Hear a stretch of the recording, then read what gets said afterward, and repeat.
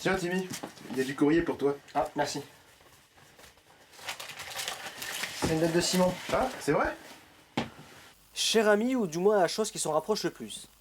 Je suis actuellement sur la planète Pluton pour un petit voyage, étant donné que j'ai eu la chance inouïe de gagner une place dans une boîte de Chac à Pic la semaine dernière. Comme vous vous en doutez, je ne serai donc pas là pour faire ma mythique chronique, j'ai bien nommé le point philo. Néanmoins, j'ai peut-être un remplaçant à vous proposer. Il s'agit de mon bien cher petit frère, j'ai nommé Patoche. Il habite à 2 ou 3 jours de la marge de la forêt de Aokigahara au Japon. Il vous sera certainement utile. Bisous.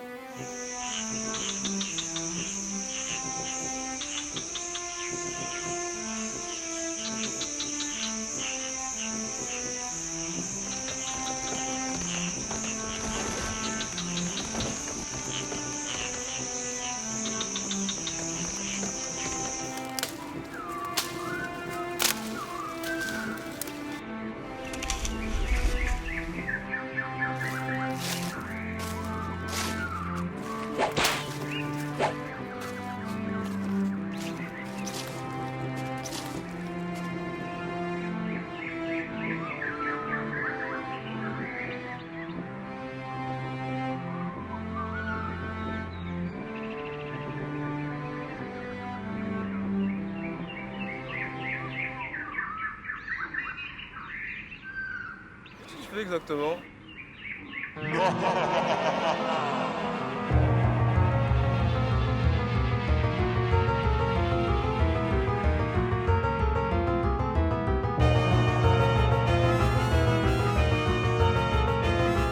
Bonsoir à tous, ne soyez pas effrayés. Ce soir, on parle de Carrie au bal du C'est cosy par ici. diable. J'aime bien. On sait ici où vous tournez. Ouais, bah d'ailleurs, on filme là. Ok. Je disais donc, Carrie est un film sorti en 1976 réalisé par Brian De Palma. Si tu sais pas qui c'est, tu peux être pendre parce que c'est quand même celui qui a réalisé Scarface, le remake avec Al Pacino, le Dahlia Noir et même un clip de Bruce Springsteen. De Palma est un réalisateur qui scénarise la plupart de ses films, sauf pour Carrie où il est producteur. Évidemment, puisque ce film est tiré du tout premier roman éponyme de Stephen King. Carrie est également sa première adaptation. C'était utile ça. Regarde James Bond. Casino Royale est le premier 007 de Ian Fleming, et pourtant il a été adapté qu'en 2006, après 20 films. Alors ta gueule parce que j'ai raison, ok? En fait, mec, ce serait plutôt un remake parce qu'il y en a déjà eu 2 autres auparavant. Donc, le film nous raconte l'histoire de Carrietta White, une jeune fille renfermée sur elle-même, interprétée par Sissy Spacek. Et le film commence sur des gonzesses à poil. Calmez vos hormones. Dans les vestiaires, quand Carrie a ses premières règles, elle a paniqué parce qu'elle n'est absolument pas au courant de ce qui se passe dans son petit corps. Ça annonce la couleur. Rouge. Et là, Carrie va s'apercevoir qu'elle a des pouvoirs télékinésiques. Elle rentre chez elle, se fait engueuler par sa mère et enfermée dans un placard. Nous sommes pas la maman. C'est une catholique intégriste. Elle me fait penser un peu à Folcoche dans Vipère au point d'Hervé Bazin. Vous savez, le genre de personne qu'on a envie de taper encore, et encore, et encore, et encore, et encore, et encore, et encore, et encore. En parlant de gens qu'on a envie de frapper, je vous ai pas encore tout dit. C'est là qu'entre Nancy Allen et John Travolta en Bad Boy, dans un de ses tout premiers rôles au cinéma d'ailleurs, le 4e précisément. Alors là, dans le genre méchant tête à claque, je crois qu'on n'a jamais fait mieux depuis. En fait, les filles se foutent de la gueule de Carrie quand elle a ses règles, elles sont punies pour ça, du coup, elles sont privées de balles de fin d'année, et bien pour se venger, elles vont lui balancer un saut de sang de porc sur la gueule. Déjà là, niveau connard, il y a du level. Mais c'est pas tout. Carrie va péter un câble, instant spoil, tout faire péter, et eux après ils vont essayer de la renverser en bagnole. Et là... Ah Faut dire qu'ils ont un tout petit peu cherché. Moi perso, je les aurais défoncés largement avant. Wesh, il t'arrive quoi là?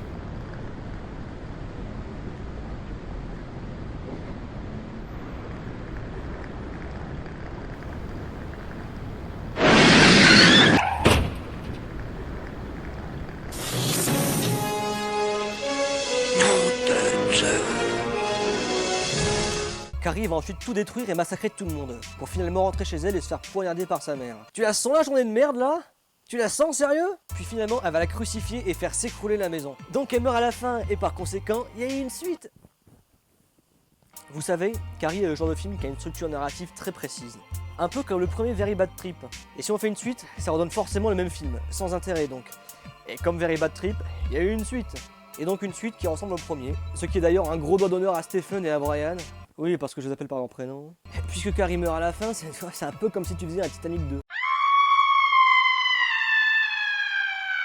C'est donc un bon gros nanar des années 2000, comme il en existe des centaines. L'actrice principale est Emily Bergel, qui jouera plus tard dans Desperate Housewives, une bonne série horrifique. Pour être honnête, il est pas désagréable à regarder. Tu sais, c'est le genre de nanar que tu regardes avec des potes d'une soirée apéritif dînatoire, ou quand tu veux choper une donzelle.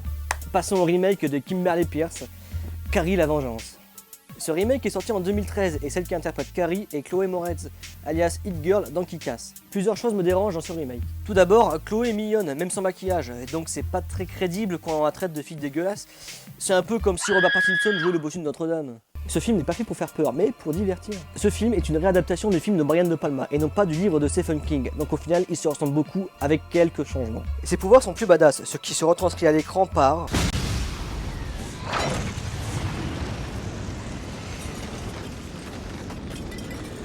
Elle est également moins dominée par sa mère, elle n'a pas l'air aussi paumée que Sissy Spacek dans le film de Brian De Palma. Elle a l'air carrément sûre d'elle, surtout dans la scène de fin où elle défonce tout le monde avec un sadisme certain. Je crois que je commence à tomber amoureux. Il y a également une comédie musicale qui existe, mais je n'en parlerai pas ici, tant le niveau horrifique est élevé. Et il existe également un téléfilm sorti en 2002, on va passer rapidement dessus. En gros, l'intrigue est entrecoupée de scènes d'interrogatoire des survivants, un peu comme le livre finalement. La Carrie ne défonce pas seulement le lycée, mais la ville entière, mais par contre, elle ne meurt pas à la fin. Je crois que niveau résumé, on peut pas faire mieux. Bouh! Puisqu'un film d'horreur sans cliché n'est pas un film d'horreur, voici notre top 3 des clichés de Carrie au bal du diable.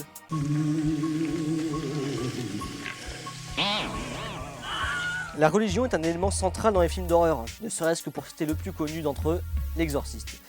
Dans Carrie, sa mère est complètement starbe, catho-intégriste, persuadée que Carrie a le diable en elle. J'en ai parlé tout à l'heure, les têtes à claques que t'as envie de voir crever dès les 10 premières secondes du film. Ce genre de personnage est de plus en plus courant dans les films d'horreur, surtout les récents du genre Destination Finale. Ce que je considère pas vraiment comme un film d'horreur, mais plus un film pour ados en mal de sensations fortes.